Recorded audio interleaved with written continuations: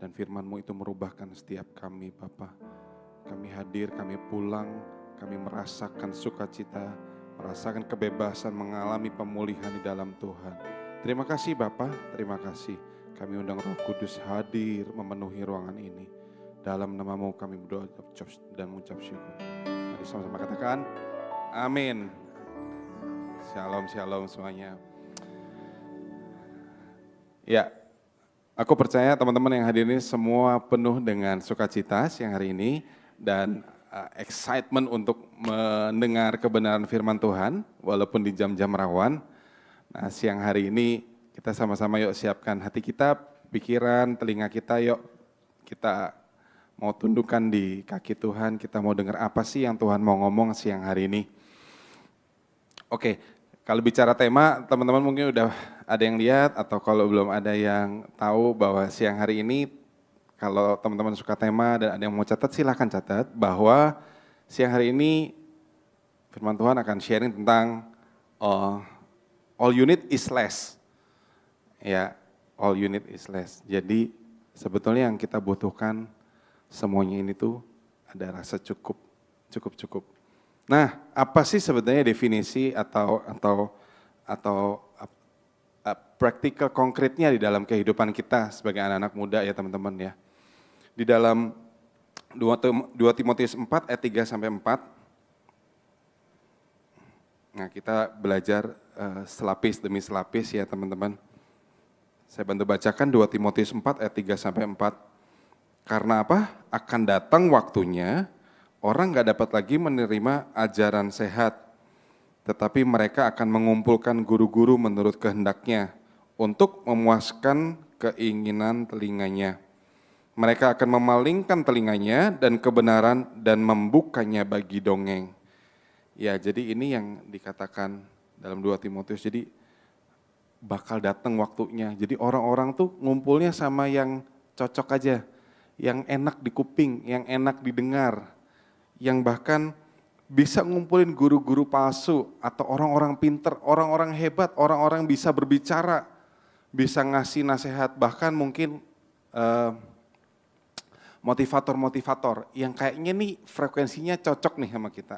Ya sering ya kita ketemu dan sering dengar, kita scrolling, kita dengar di media apapun ya, seperti ini Tuhan. Yang menurut kehendaknya untuk apa?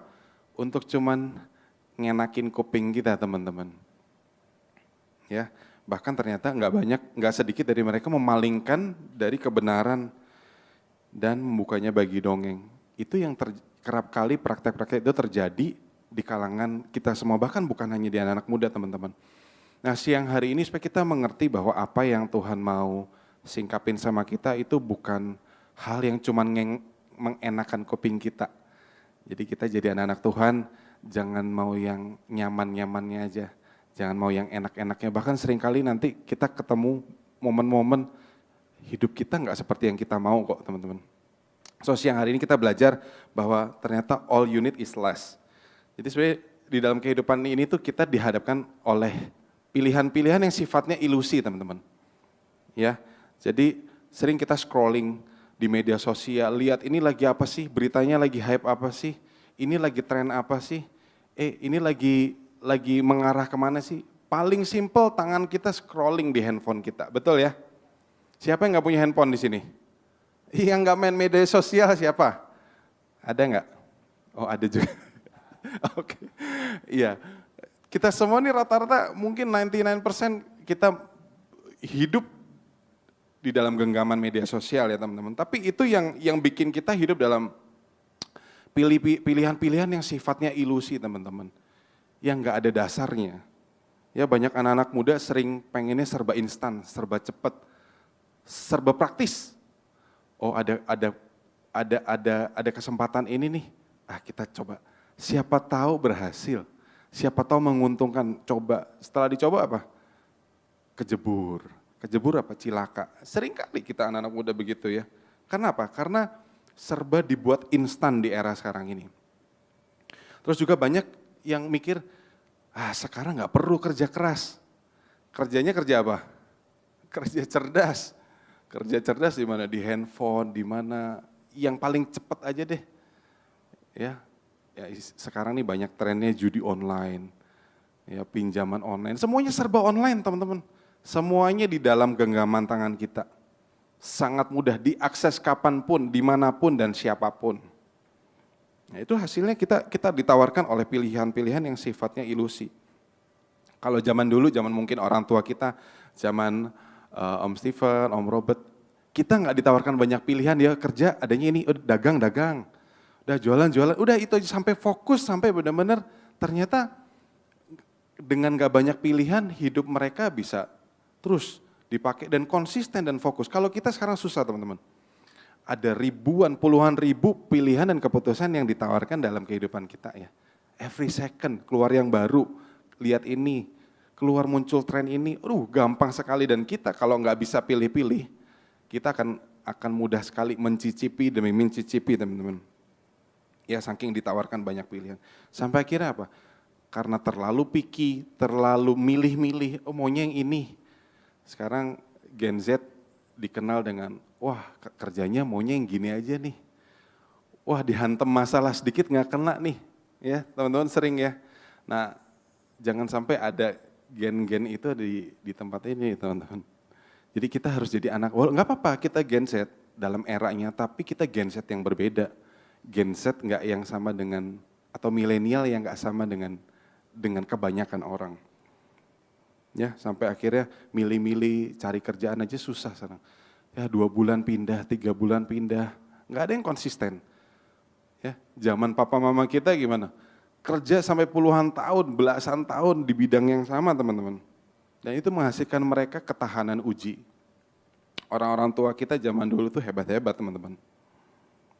Ya, dalam kehidupan juga terlalu banyak pilihan itu nggak baik. Kalian bayangin aja, seekor harimau teman-teman. Dilepas di hutan belantara, tiba-tiba di padang yang besar, ditawarkan 100 ekor zebra, bingung nggak? Bingung dia mau nyengkram yang mana dulu, mau terkam yang mana dulu. Udah loreng-loreng, belang-belang, segitu banyak, lari ke sana sini. Harimau sendiri bisa bingung, yang mana yang mau diterkam duluan. Karena semuanya sama, semuanya ditawarkan pilihan begitu banyak depan mata dia. Sampai akhirnya dia bingung mau terkam yang mana dulu. Tapi kalau dia fokus di padang belantara itu cuma ada 1 ekor zebra. Mudah nggak buat harimau? Mudah sekali teman-teman, karena dia hanya fokus lihat 1. Jadi dalam hidup ini kita perlu mengerti bahwa ada bagian-bagian yang kita harus buat ini semakin berkurang sampai kita fokus ke dalam satu hal, yaitu rencana Tuhan teman-teman. Ya, next. Ternyata all you need is less. It's not a trend, it's a lifestyle. Ini bukan tren teman-teman, ini gaya hidup. Bahkan apa? Bahkan ini prinsip hidup, bukan cuma sekedar gaya hidup. Ya teman-teman, kalau tren itu berubah, bisa berubah. Tren itu enggak menetap.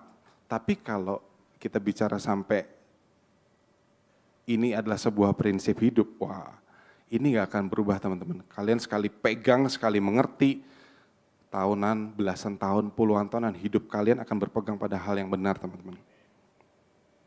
So apa sih prakteknya dalam kehidupan kita sehari-hari yang kita harus download value ini? Ya value less ini apa sih yang kita harus download dalam aspek-aspek di hidup kita? So ada 6 aspek dalam hidup kita yang in daily life kita tuh ketemu teman-teman. Yang pertama aspek mindset. Mindset ini kita ditawarkan oleh sesuatu yang banyak pilihan tadi ya. Nah tapi dalam mindset yang benar, kita harus pilih sesuatu yang kekal, sesuatu yang penting, sesuatu yang priority. Jadi dengan segudang banyak pilihan, mindset kita harus tetapkan satu. Oh ini yang kekal, ini yang gak kekal. Ini yang baik, ini yang gak baik. Ini yang benar, ini yang gak benar. Nah ketika kita diarahkan oleh satu mindset yang tepat, teman-teman gak akan salah pilih. Karena semua berawal dari sini, nanti turun ke hati kita. Tapi kalau kita mengerti satu mindset yang benar, percaya kita akan jalan seturut dengan rencana Tuhan. Dalam kehidupan kita juga, kita dihadapkan dengan things.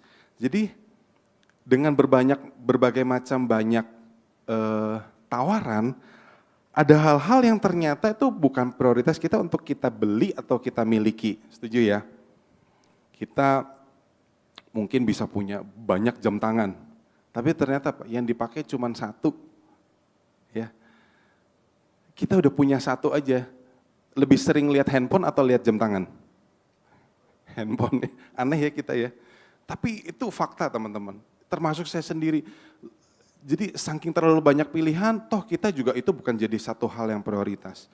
Jadi kita harus benar-benar mengerti dan membedakan mana yang kepentingan, mana yang kebutuhan, mana yang keinginan.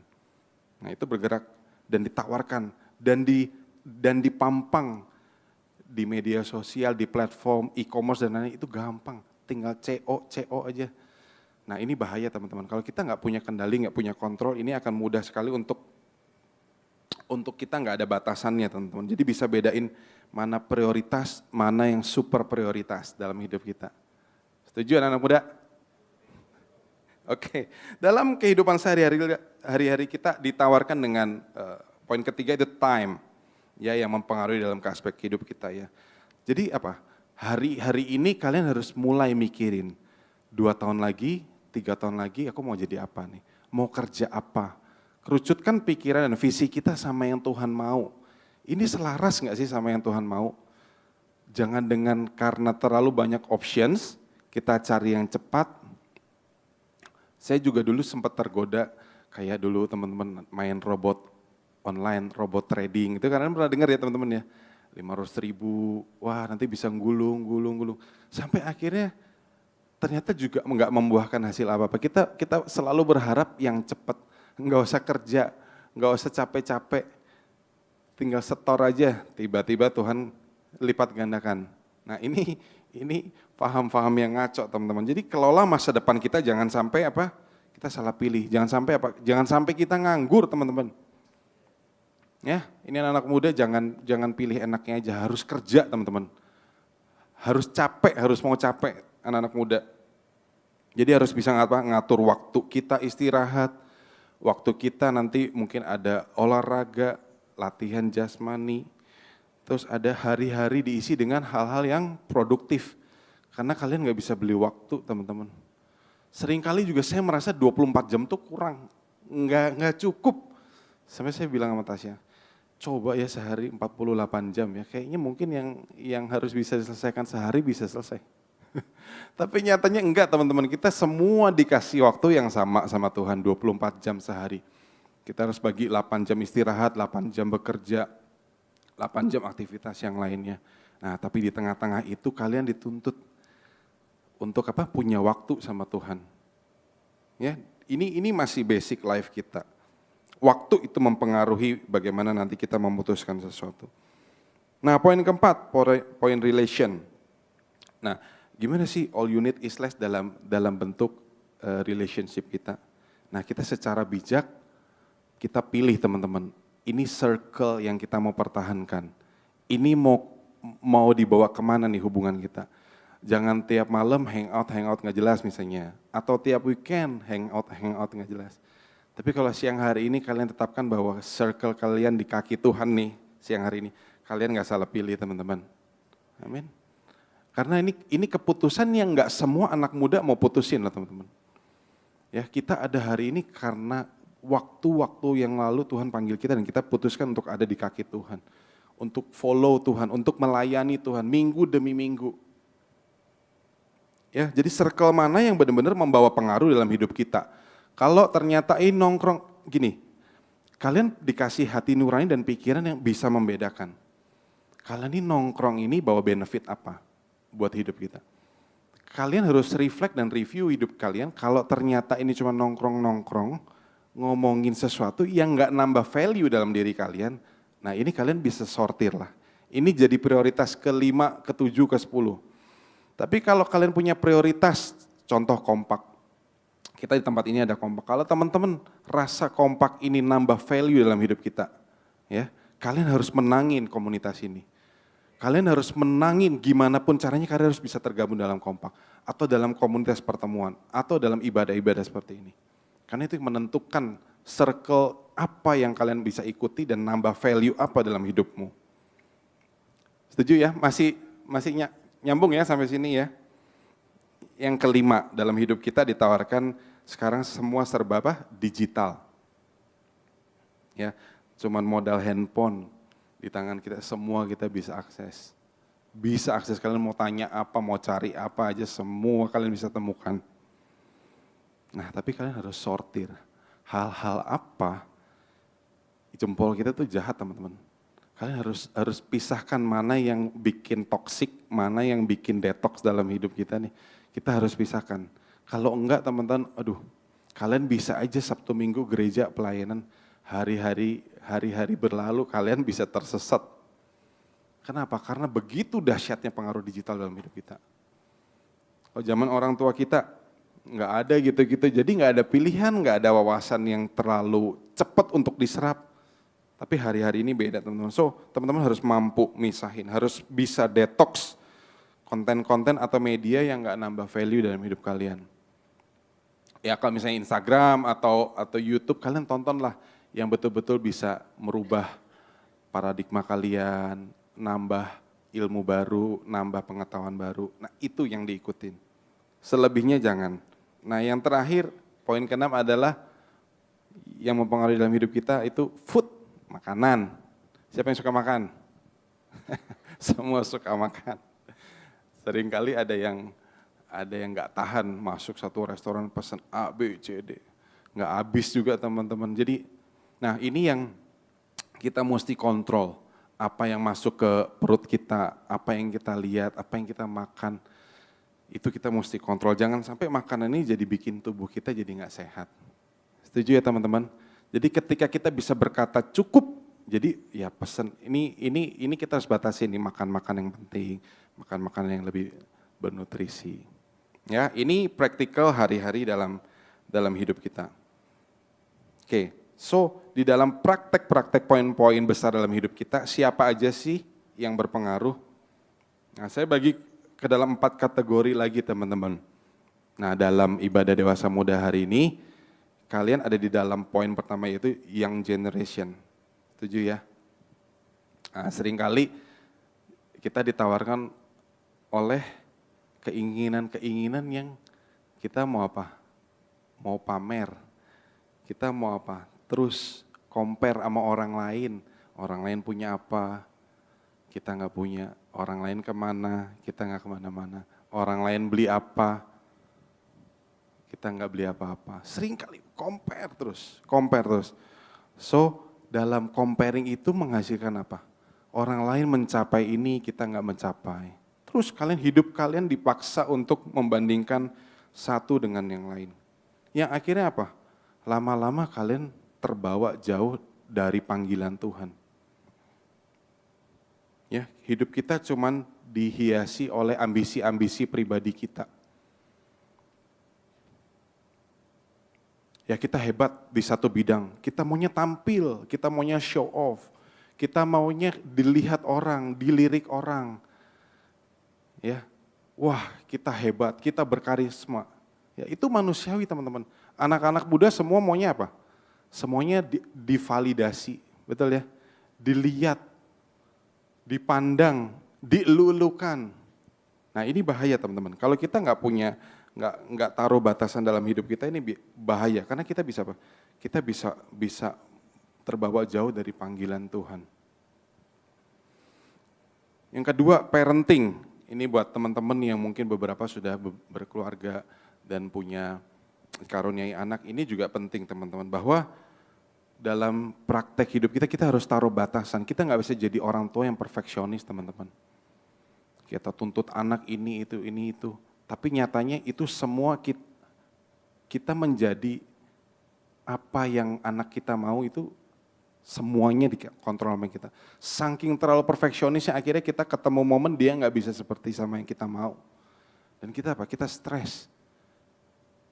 Kita menyerah, bahkan kita komplain sama Tuhan.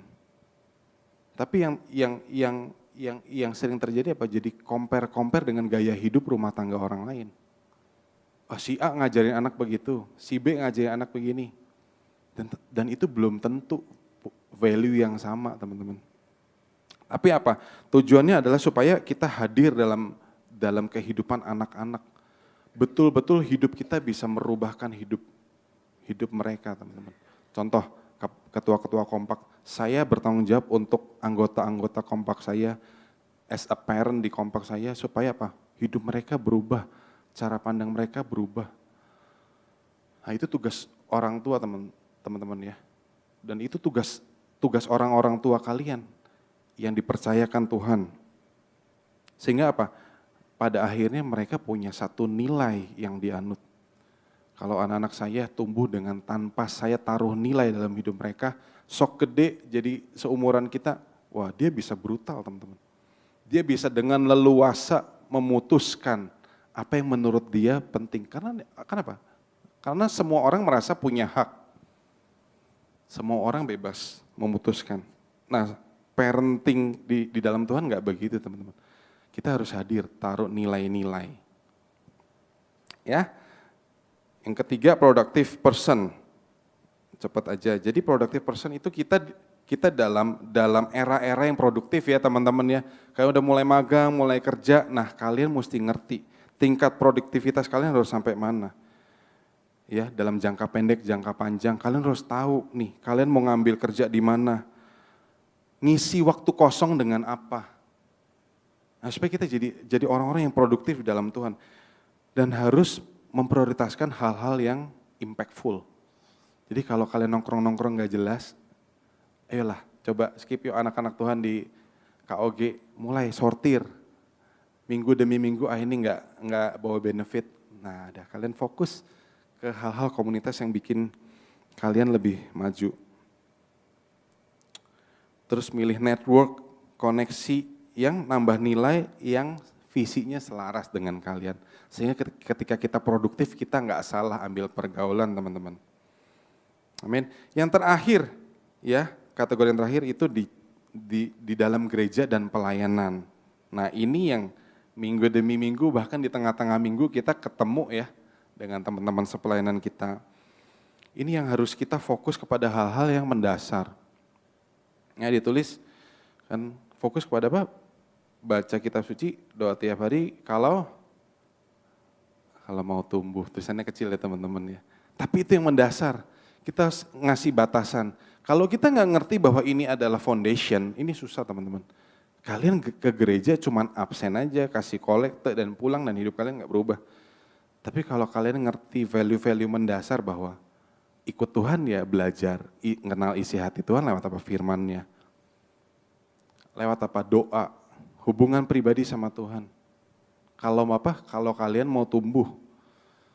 Kalau kalian nggak mau tumbuh ya hal-hal yang mendasar ini kalian boleh abaikan. Ya di gereja stop untuk menyenangkan manusia. Stop menyenangkan manusia. Stop menyenangkan pemimpin-pemimpin. Beralih jadi apa? Menyenangkan Tuhan. Ya, bangun pengenalan akan Kristus. Sehingga pelayanan kerohanian kita dinilai bukan seberapa hebat kita berdiri di depan sini, teman-teman.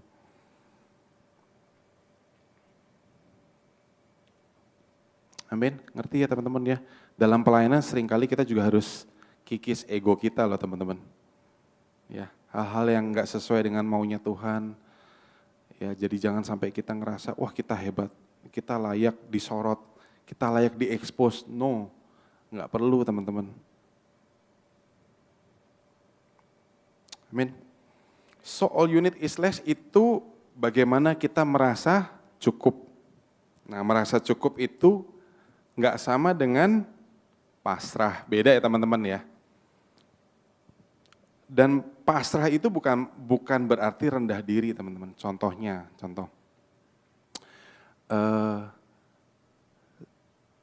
Saya cukup deh sekolah SD aja.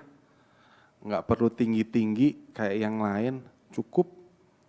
Ini bukan merasa cukup teman-teman. Ya, ini kadang-kadang paradigma yang salah, jangan salah ya teman-teman. All you need is less itu bukan berarti kalian nggak perlu mencapai sesuatu menjadi hebat, bukan. Kalian harus tahu esensi dari hal-hal yang nanti dalam perjalanan hidup kalian selangkah demi selangkah Tuhan akan bukakan bahwa ini bagian yang kalian harus kurangi, ini bagian yang kalian harus tambah. Jadi bukan berarti kalian nggak ada sasaran, nggak ada target, nggak ada pencapaian, bukan. Dan juga bukan pasrah, terserah Tuhan deh. Saya bisanya gini, terserah Tuhan deh.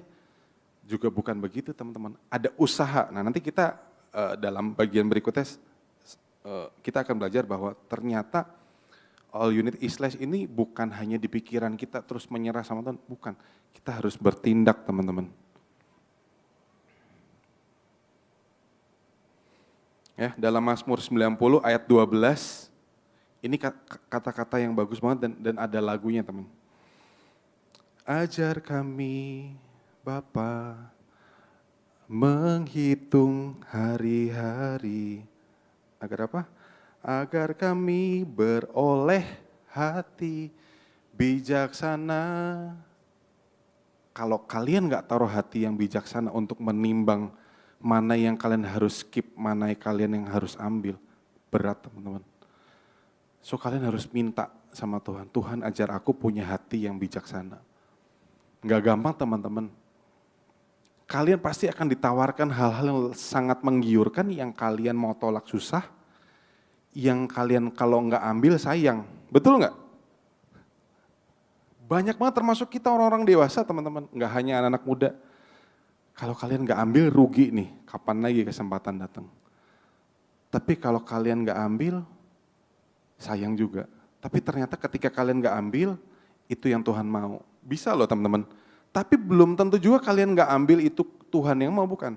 So ini dalam hidup kita ini bisa sangat ambigu ketika teman-teman nggak taruh Tuhan dalam hati kalian untuk menentukan dengan bijaksana teman-teman. Nangkep ya sampai sini teman-teman ya. Oke, dari kesemuanya itu tadi kita udah siapa kita, dimanapun kita, apa yang Tuhan tetapkan, apa yang Tuhan tempatkan, faktor-faktor apa yang mempengaruhi dalam kehidupan kita. So kita mau belajar siang hari ini. Ada satu cara teman-teman ketika mau memahami isi Tuhan, apa sih Tuhan yang aku harus kurang dalam hidupku? Apa yang harus aku tambah dalam hidupku teman-teman? Cuma ada satu action yang paling sederhana siang hari ini kita mau belajar.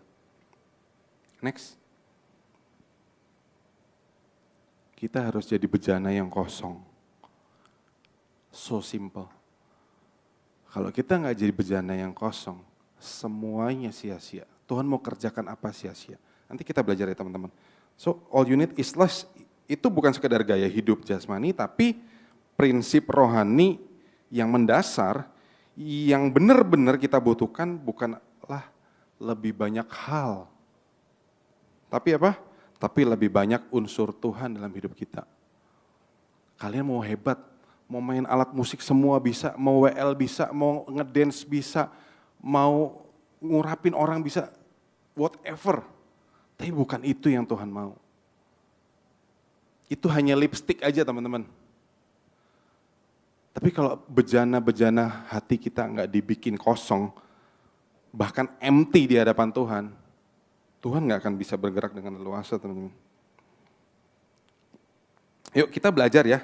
Next, cepat aja, bahwa ada bagian-bagian yang Tuhan lakukan dalam perjalanan Tuhan Yesus di muka bumi. Ini cerita yang sangat familiar ya teman-teman. Kita baca cepat aja. 2 Yohanes 2 ayat 1 sampai 11. Aku bacain ya. Jadi ketika itu ada perkawinan di Kana di Galilea, ibu Yesus ada di situ.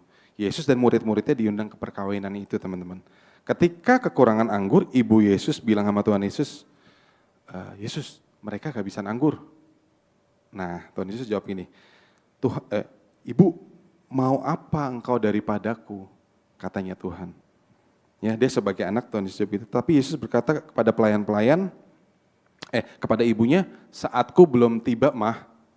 Kalau sehari-hari itu istilahnya gitu ya. Nah, tapi Yesus berkata ke pelayan-pelayan, di situ ada 6 tempayan yang disediakan untuk pembasuhan menurut adat orang Yahudi. Masing-masing isinya 2-3 buyung.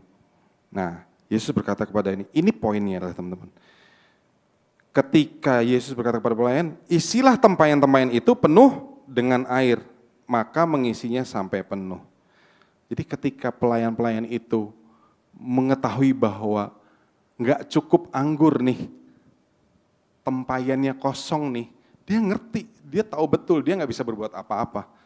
Tapi ketika Yesus tahu bahwa ada kekurangan hari itu, Tuhan turun. Tuhan perintahkan ya kepada pelayan-pelayan itu, isi air, isi air. Kenapa nggak diisi air dari sebelumnya? Karena dia tahu pelayan-pelayan itu nggak ada sesuatu yang bisa digantikan dengan anggur itu. Tapi ketika Tuhan lihat bejana yang kosong, apa yang Tuhan lakukan? Tuhan minta apa? Tuhan nggak ambil air dan dia isikan. No, Tuhan suruh pelayan-pelayan itu ambil air dan isi air ke dalam tempayan itu. Nah di situ titik balik Tuhan lakukan mujizat. Ya, ketika kita nggak bertindak, kita tahu nih kita nggak punya apa-apa dan kita nothing to do, Tuhan nggak akan lakukan apa-apa. Sepakat nggak? Ngerti nggak teman-teman bahwa ternyata mujizat itu datang ketika kita juga sama-sama partnership sama Tuhan, lakukan sesuatu untuk apa? Untuk ngisi bejana kita, bejana yang kosong tadi teman-teman. Ya, sehingga mujizat terjadi hari itu. Jadi Tuhan nggak butuh kita sempurna, Dia hanya butuh bejana yang kosong dan bersedia untuk Tuhan isi. Ya Tuhan nggak cari yang hebat, Tuhan cari yang bersedia, partneran sama Tuhan. Yang kedua teman-teman, ini yang Tuhan lakukan ketika bejana itu kosong. Ini yang Tuhan lakukan teman-teman. Ini dalam kisahnya Elia dan janda Sarfat. Ya, 1 Raja-Raja 17 ayat 7 sampai 14. Aku bacain cepat ya. Jadi ketika itu Elia dalam perjalanan. Kita baca ayat 1-nya dulu supaya teman-teman tahu latar belakangnya. 1 Raja-Raja 17 ayat 1. 1 Raja-Raja 17 ayat 1. Ada yang bisa bacain multimedia? 1 Raja-Raja 17 ayat 1 saja.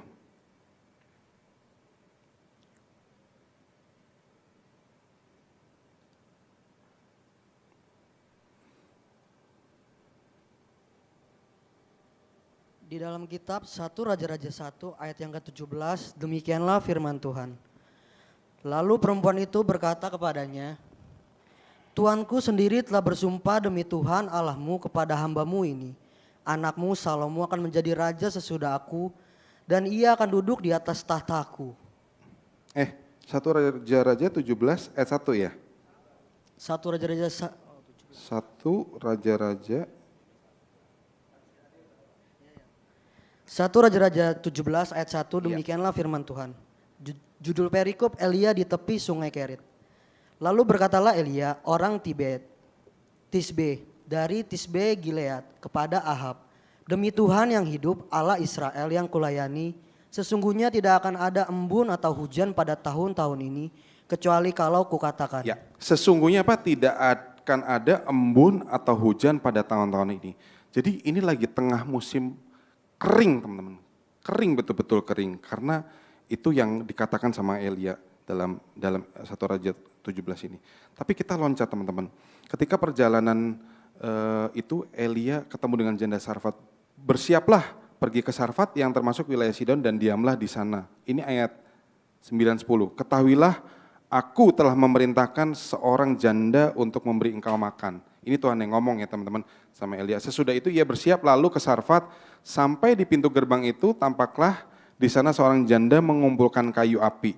Berserulah kepada perempuan itu, Elia, coba ambil bagiku sedikit air dalam kendi supaya aku minum. Di ayat 1 bilang ini lagi kekeringan ya teman-teman ya. Lagi musim kering, tapi Elia mintanya apa? Elia mintanya minum. Ya, Elia udah tahu sendiri itu musim kering, tapi dia minta minum daripada si janda Sarfat ini. Cobalah ambil bagiku sedikit air dalam kendi supaya aku minum. Ayat 11 bilang ini, ketika perempuan itu pergi mengambilnya, ia berseru lagi. Elia ngomong lagi nih sama janda Sarfat. Cobalah ambil juga bagiku sepotong roti. Ayat 12 ini lucu teman-teman. Ini kalau kalian ngebayangin, dia jawab gini, ya Allah, ya Tuhan, ya Yesus, ya siapapun yang dia bisa sebut. Aku tuh gak punya apa-apa. Udah minta air, minta roti gitu. Ngerti ya? Ini dalam bahasa kita sehari-hari. Ini nih seorang janda ini kesel gitu. Udah tahu musim begini tapi masih mintanya macem-macem. Kenal juga enggak. Ya. Dia jawab gitu. Demi Tuhan Allahmu yang hidup sesungguhnya enggak ada roti di hadapanku tuh nggak ada. Kecuali apa? Segenggam tepung dalam tempayan, sedikit minyak dalam buli-buli. Sekarang aku mengumpulkan 2-3 kayu api untuk mau pulang mengolahnya. Nah, jadi janda Sarfat hidup dalam kesederhanaan. Sangat-sangat sederhana. Tapi apa? Tuhan hanya butuh sedikit. Bahkan ketika ketidakpunyaan dia sekalipun. Untuk apa? Menggenapi rencananya Tuhan lewat Elia. Dan di ayat ke 13-14 terus begini, Elia berkata kepadanya, jangan takut, pulanglah, buatlah seperti yang kukatakan. Tetapi buatlah lebih dahulu bagiku sepotong roti bundar kecil daripadanya, bawa kepadaku, kemudian baru kau buat bagi anakmu. Sebab Allah Israel berfirman, tepung dalam tempayan itu tidak akan habis, dan minyak dalam buli-buli pun tidak akan berkurang, sampai waktu Tuhan memberi hujan ke atas muka bumi. Dahsyat nggak? Ketika kekurangan sekalipun, Tuhan lakukan hal yang spektakuler, yang kita nggak bisa pikir. Tapi apa?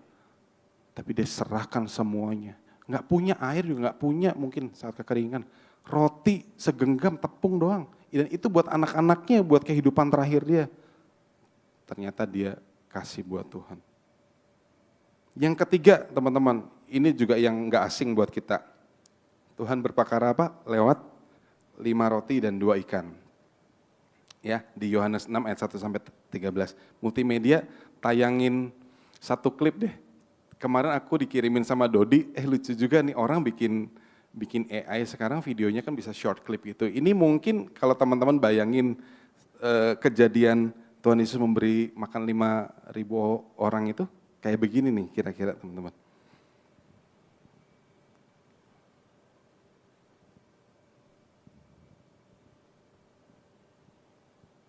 Dalam versi bahasa Indonesianya dia.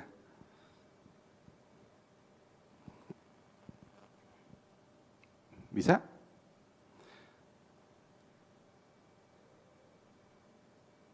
Oke. Kita kupas ayat ini dulu ya. Yohanes 6 ayat 1, aku bacain. Sesudah itu Yesus berangkat ke seberang Danau Galilea lalu ke Tiberias. Orang banyak apa berbondong-bondong saat itu teman-teman. Ya melihat mujizat-mujizat, orang sakit disembuhkan. Terus ayat ketiga bilang, Yesus naik ke atas gunung dengan murid-muridnya. Nah setelah itu loncat ke ayat kelima. Ketika Yesus memandang sekelilingnya bahwa orang banyak berbondong-bondong, dia ngomong sama siapa? Filipus. Dia bilang gini, di mana kita mau beli roti nih, buat kasih makan segini banyak orang nih. Hari itu Tuhan tanya sama Filipus.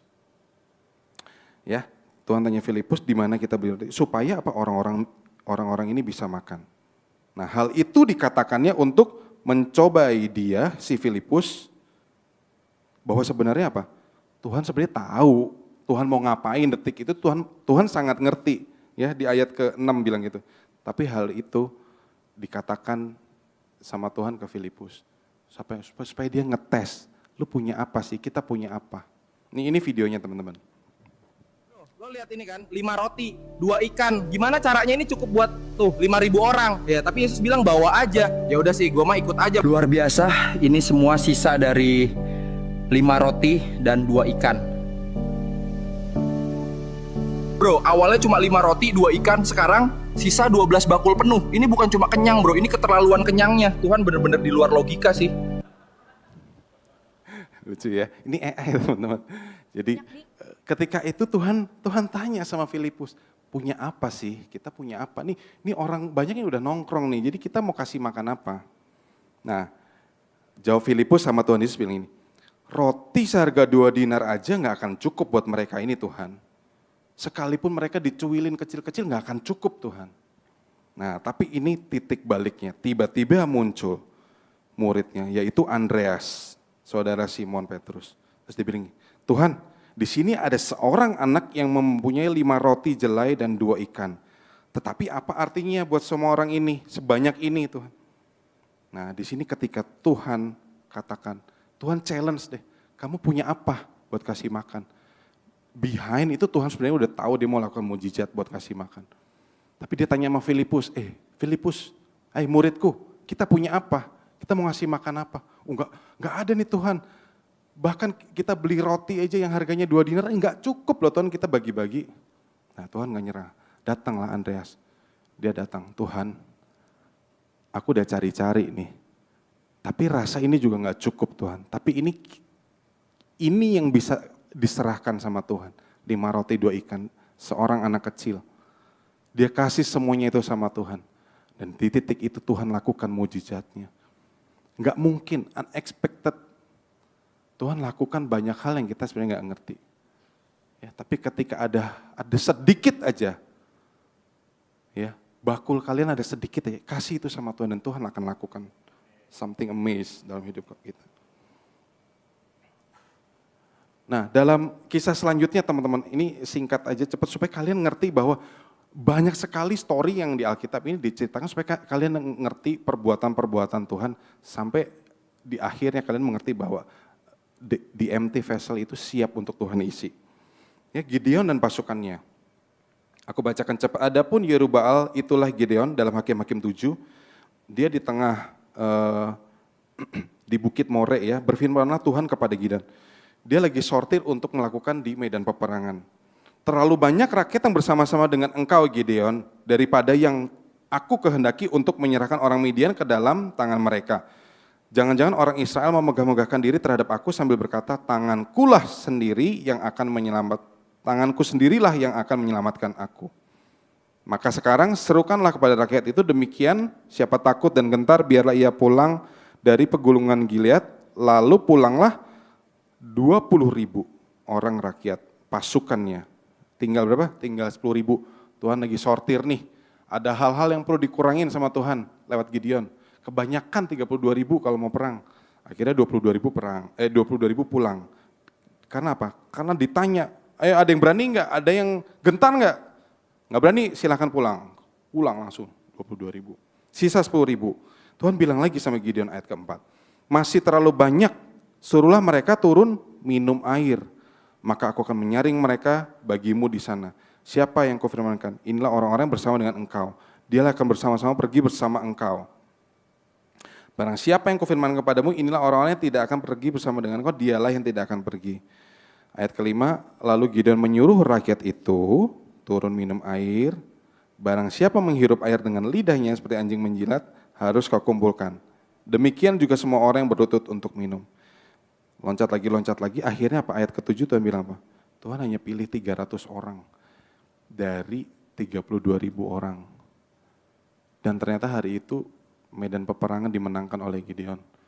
Ternyata dalam hidup nggak butuh banyak, Tuhan nggak butuh banyak dalam hidup kita teman-teman. Kalian bisa apapun terserah, tapi Tuhan nggak butuh banyak. Seringkali Tuhan perlu sortir dalam hidup kita. Ada yang hari-hari ini merasa Tuhan lagi sortir hal-hal tertentu dalam hidup kita? Hello? Saya beberapa kali mereview apa ya Tuhan. Ternyata Tuhan hari demi hari ada banyak-banyak yang Tuhan kikis dalam hidup kita. Yang terakhir nih teman-teman ya, janda dan minyak ini yang Tuhan lakukan, amazing. Dalam 2 Raja-Raja 2 ayat 4 sampai 7. Ini juga ada videonya nih teman-teman. Multimedia bisa tayangin ya.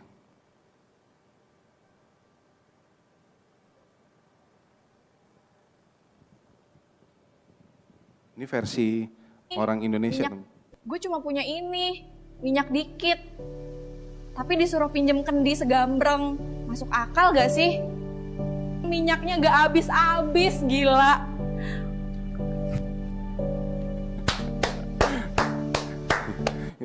Itu yang Tuhan lakukan tuh. Ya ada janda butuh minyak. Nah jadi dalam kisah ini apa? Kita loncat ya ke ayat yang ketiga. Lalu berkatalah Elisa, pergilah mintalah bejana-bejana dari luar, dari segala tetangga-tetanggamu, bejana-bejana yang apa? Yang kosong, tapi jangan terlalu sedikit. Tuhan cari bejana yang kosong lewat Elisa. Ibu ini gak punya apa-apa teman-teman, janda ini gak punya apa-apa. Dia cari ke sana kemari, dia cari yang kosong. Jangan sedikit tapi ya. So poinnya apa? Kita harus siapin kendi-kendi yang kosong dalam hidup kita. Kalau kita nggak kosongkan dalam hidup kita, apa sih ego kita? Apa sih pride kita? Kalau kita nggak kosongin, Tuhan nggak akan isi teman-teman. Nggak akan isi. Jadi sama seperti janda ini ketika dia siapkan semuanya, Bahkan mujizat Tuhan terjadi. Mencurahkan minyaknya sampai penuh, sampai meruah. Sampai ayat ke-7 bilang gini, ketika Tuhan sudah lakukan itu. Kemudian pergilah perempuan itu untuk memberitahukan kepada abdi Allah, pergilah jualah minyakmu, bayarlah hutangmu, dan hidup dari lebihnya serta anak-anakmu. Coba dia nggak ikutin apa yang Elisa katakan. Nggak akan terjadi siang itu, minyak itu Tuhan isi dalam kendi-kendi yang kosong itu. Oke, 5 kisah ini cukup ya teman-teman untuk mengerti bahwa ternyata kalau kita mengerti rencana Tuhan, desainnya Tuhan dalam hidup kita, kita nggak akan salah nilai Tuhan teman-teman. Ada hal-hal yang ternyata perlu diiris sama Tuhan, perlu dikikis, disortir, dibuang, dikerat dalam hidup kita. Tuhan mau kerja dengan sesuatu yang sedikit dalam hidup, tapi berkualitas. Ya, sampai akhirnya Tuhan temukan apa? Next slide. And in have nothing, God pour overflowing everything. Jadi ketika kita nggak punya apa-apa teman-teman, kita cuma punya bejana yang kosong. Tuhan isi, Tuhan limpahkan sampai luber teman-teman. Kalau kalian rasa, kendi kalian rasa udah cukup terus, saya hebat, saya berkarisma. Tuhan nggak akan isi teman-teman, Tuhan akan biarkan kendimu begitu aja. Tapi kalau kalian berani kosongkan kendi kalian, itu yang Tuhan akan isi dalam hidup kalian. Keberanian untuk berkata cukup bukan karena kita bisa lebih, tapi karena kita tahu Tuhan yang mencukupkan. Kadang-kadang kita bisa merasa miskin, tapi kita perlu merasa cukup. Dan berkata, Tuhan, ini cukup Tuhan. Cukup.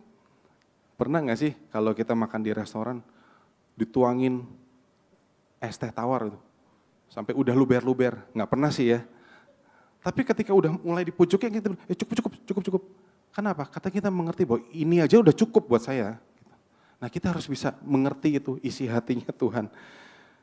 Cukup bukan saat segalanya tersedia, tapi saat hati kita berkata apa? Tuhan, aku percaya Engkau ada, Engkau yang cukupkan aku. Aku terbatas Tuhan. Aku limited di hadapan-Mu Tuhan. Aku cuman punya segenggam nih Tuhan. Tuhan, aku cuma punya 5 roti 2 ikan. Tuhan, aku cuma punya kendi kosong. Tuhan, aku cuma punya 300 orang. Bisa nggak ya Tuhan? Kalau kalian tahu destininya Tuhan, wah amazing. Saya sangat bersyukur apapun yang Tuhan kerjakan dalam hidup saya. Mau itu sakit, mau itu senang, mau itu nggak happy. Saya tetap bersyukur bahwa saya tahu bahwa rencana Tuhan bukan itu. Jauh lebih besar itu saya memahami visi daripada Tuhan. Ngerti teman-teman sampai sini nangkep? Atau mulai ngantuk? Enggak ngantuk? Katakan amin. Oke, masih nyimak. Nah teman-teman, ini satu fase supaya kalian ngerti sampai sini. Nah kalau kalian memahami sampai detik ini Tuhan mau bekerja dalam hidup kalian, ada 2 sosok terakhir yang kalian harus belajar, dan ini saya yakin ini akan merubah hidup kalian. Ketika Tuhan overflow your vessel, kalian harus berlaku seperti ini. Ya, ini pesan siang hari ini yang mendalam, yang ternyata oh Tuhan, suatu saat Tuhan berkati aku, Tuhan di kendiku yang kosong, aku akan seperti ini. Kita baca ya, Yohanes 3 ayat 22 sampai 30.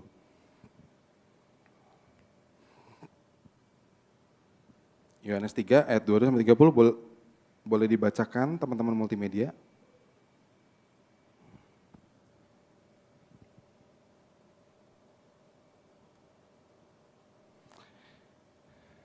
Yohanes 3 ayat 22 sampai 30. Di dalam Yohanes 3 ayat 22 sampai yang ke-30 demikianlah firman Tuhan. Dengan judul perikop kesaksian Yohanes tentang Yesus. Sesudah itu Yesus pergi dengan murid-muridnya ke tanah Yudea dan dia diam di sana bersama-sama mereka dan membaptis.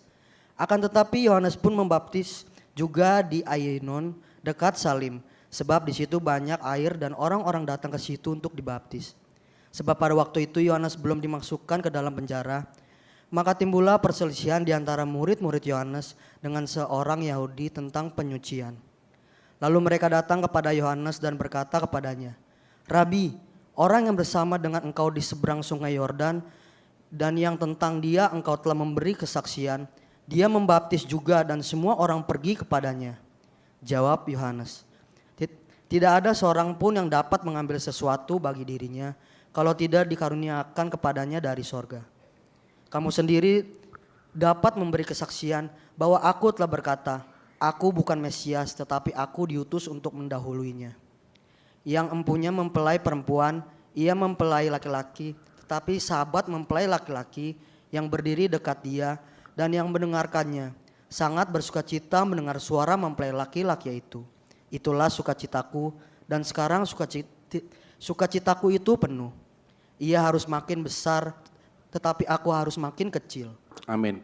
Ketika ini murid Tuhan punya tugas apa? Yohanes dipanggil untuk mempersiapkan jalan bagi Tuhan ya teman-teman. Di tengah rutinitas dia membaptis orang-orang untuk mengikut Yesus. Ini kalian visualize ya keadaan hari itu. Jadi di tengah dia lagi baptis, murid-murid atau segelintir orang yang pengikut Yohanes, dia bilang gini, Rabi, coba lihat tuh, itu orang yang kamu baptis demi namanya, dia membaptis orang juga tuh, demi namanya gitu. Nah, singkat cerita, pengikut-pengikut ini nih merasa khawatir bahwa Yohanes nih bisa kehilangan followers. Ngerti ya teman-teman? Kebayang ya, bahwa ngapain kamu lakukan ini hati-hati. Yohanes tuh udah cukup hebat di kalangan komunitas itu. Ternyata ada yang lain lagi, Yesus sendiri yang membaptis orang lain itu. Jadi apa yang kamu lakukan buat dia, kata pengikut-pengikutnya. Jadi mulai khawatir bahwa Yohanes kehilangan panggung di hadapan Tuhan. Tapi apa respon Yohanes apa? Yohanes enggak cemburu dan iri. Yohanes menanggapinya dengan rendah hati bahwa tugas dan panggilanku adalah membuka jalan bagi Yesus. Ya, Yohanes tidak mencari popularitas pribadi, bahkan ketika dia mengerti bahwa dia one time dia harus menghilang dan Yesus semakin tinggi. Yohanes nggak cari popularitas teman-teman. Nah bisa nggak ketika Tuhan pakai kita, Tuhan udah bawa kita semakin tinggi, kita punya hati yang seperti ini teman-teman. Kita nggak butuh popularitas, kita nggak butuh kita dinilai hebat, kita nggak butuh kita dinilai diurapi Tuhan. Tapi kalau kita bisa semakin merendah di hadapan Tuhan, oh bukan, ini memang tugasku, tapi kemuliaan hanya buat Dia Tuhan. Ini sarjanaku, ini prestasiku, ini pekerjaanku. Gak apa-apa, ini memang tugasku dan tanggung jawab yang Tuhan sediakan. Tapi terlepas itu aku lakukan semuanya buat Tuhan. Bisa gak kalian? Memaknai sesuatu yang Tuhan percayakan itu. Ketika Tuhan curahkan di bejanamu yang kosong, kalian bisa bilang bahwa ini semua punya Tuhan, ini semua dari Tuhan. Gak ada popularitas dan kehebatan yang bisa aku ambil. Ya, ketika kalian bisa mengerti bahwa apa yang Yohanes lakukan ini luar biasa. Lebih dalam lagi, Agur bin Yake, Amsal 30 ayat 7-9 aku bacain. 2 hal Agur bin Yake berdoa sama Tuhan. Jangan kau tolak aku sebelum aku mati. Tuhan jangan tolak aku, please, sebelum aku mati. Dia bilang ini ayat ke-8, jauhkanlah daripadaku kecurangan dan kebohongan. Jangan berikan kepadaku kemiskinan atau kekayaan. Biarkanlah aku menikmati makanan yang menjadi bagianku. Supaya kalau aku kenyang, aku tidak akan menyangkal engkau.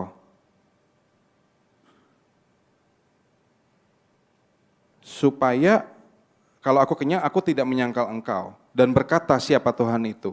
Atau kalau aku miskin, aku mencuri dan mencemarkan nama Allahku. Bahkan ketika Tuhan bawa ya, one time, teman-teman ingat ya, mungkin hari ini kita belum ada di posisi itu. Suatu saat kalau Tuhan bawa ke dalam satu season, kita mesti bisa berani doa sama Tuhan. Berani gak? Kita bilang, Tuhan jangan bikin aku jadi kaya. Jangan sampai ketika aku kaya, aku ngelupain Tuhan. Tapi jangan bikin sampai aku melarat, kekurangan. Supaya nama Tuhan jadi cemar. Bisa gak kalian berdoa kayak gitu teman-teman?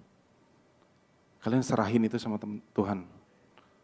Gak gampang loh teman-teman. Termasuk saya, ini gak gampang.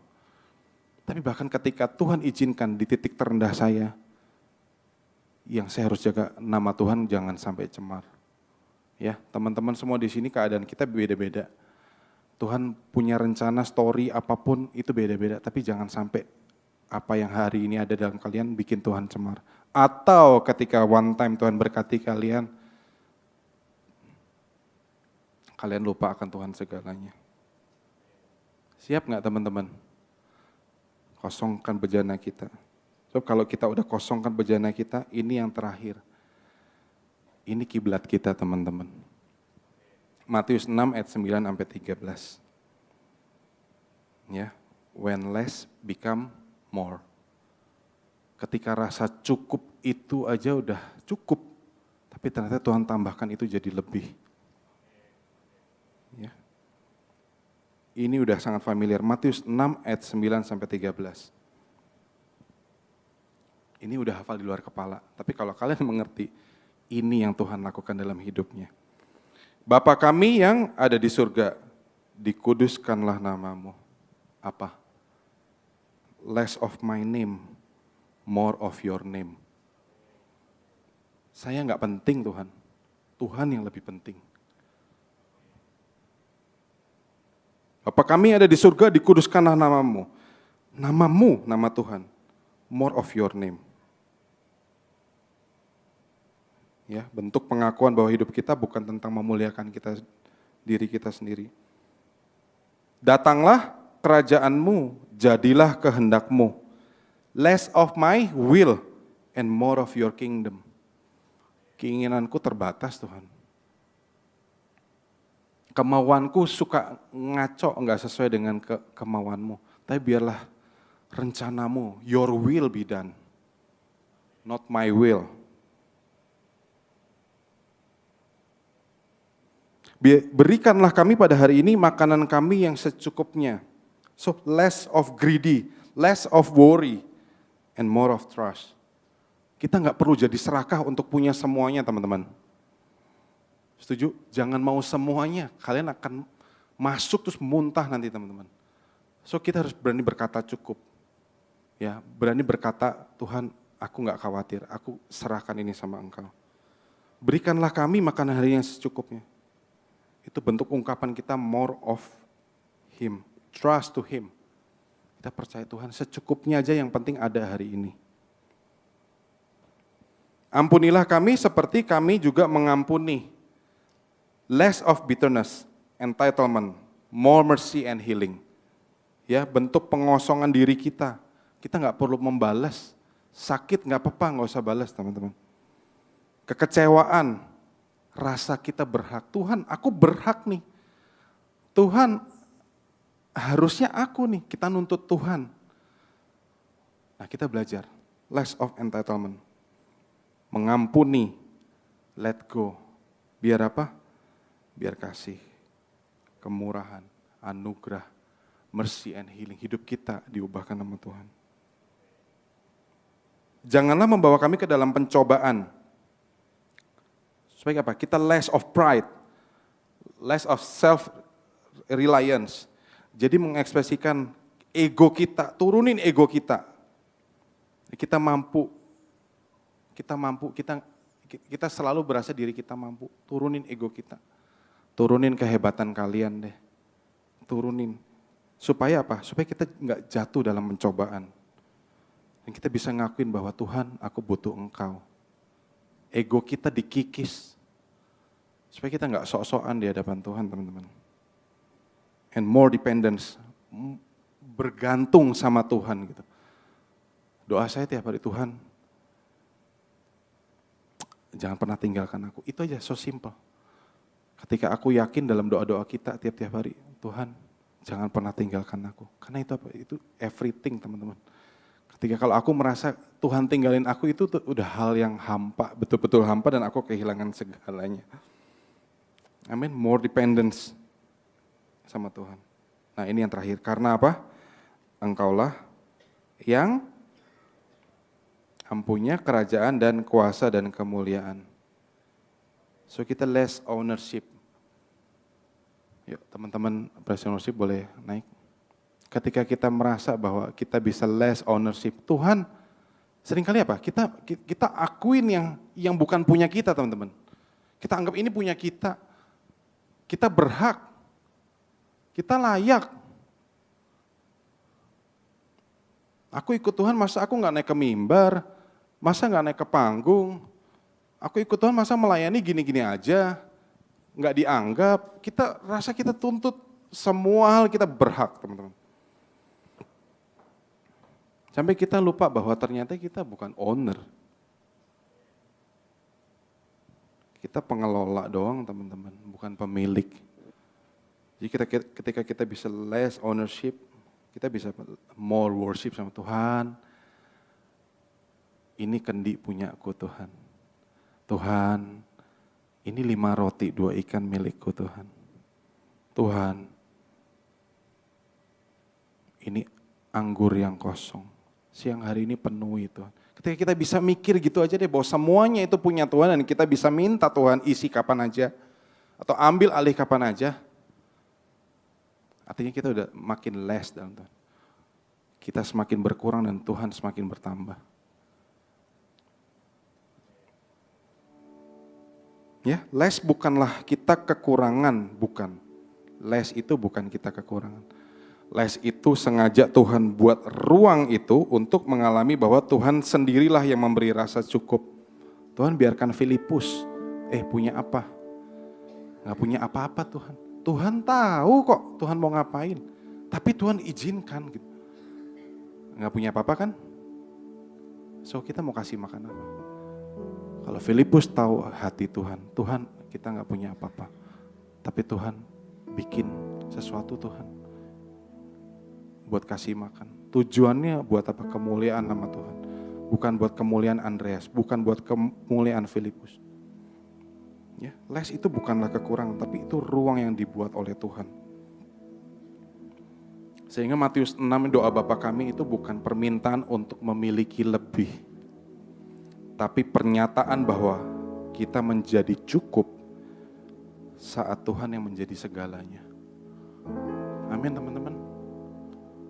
Coba yuk siang hari ini kita refleks sama Tuhan. Ya, terakhir. Because I needed less, Heaven trusted me with more. Karena pada hakikatnya saya cuma butuh sedikit kok dalam hidup kita. Akan ada banyak pilihan, ternyata saya cuma butuh satu. Ya, tubuh kita terbatas, hati kita terbatas. Prakteknya dalam hidup kita cuma butuh satu. Kalian bisa pakai 10 jam di tangan? Nggak bisa. Kalian bisa telepon dengan 10 handphone? Nggak bisa, prakteknya cuma butuh satu. Gereja kalian cuma butuh satu. Komunitas cuma butuh satu yang betul-betul berdampak. Kalian bisa ikut banyak hal nggak berdampak percuma. Kalian bisa ke gereja jajan sana sini nggak bertumbuh percuma teman-teman. So siang hari ini yuk kita pejamkan mata kita. Kalau kalian ngerti konsep apa yang Tuhan mau ajarkan, kosongin bejana kita siang hari ini. Tuhan, aku cuma punya sekian. Tuhan, terserah Tuhan mau lakukan apa. Tapi aku gak mau pasrah. Dan bukan berarti aku merendahkan diri, rendah diri. Tapi aku mau serahkan itu sama Tuhan. Karena aku tahu ketika aku merasa cukup, Tuhan akan beri itu lebih dalam hidupku. Kenapa? Karena Tuhan yang masuk dalam bejana kita, teman. Kalian buka ruang sama Tuhan. So, ketika Tuhan masuk, kita punya segalanya. Terima kasih Tuhan, terima kasih.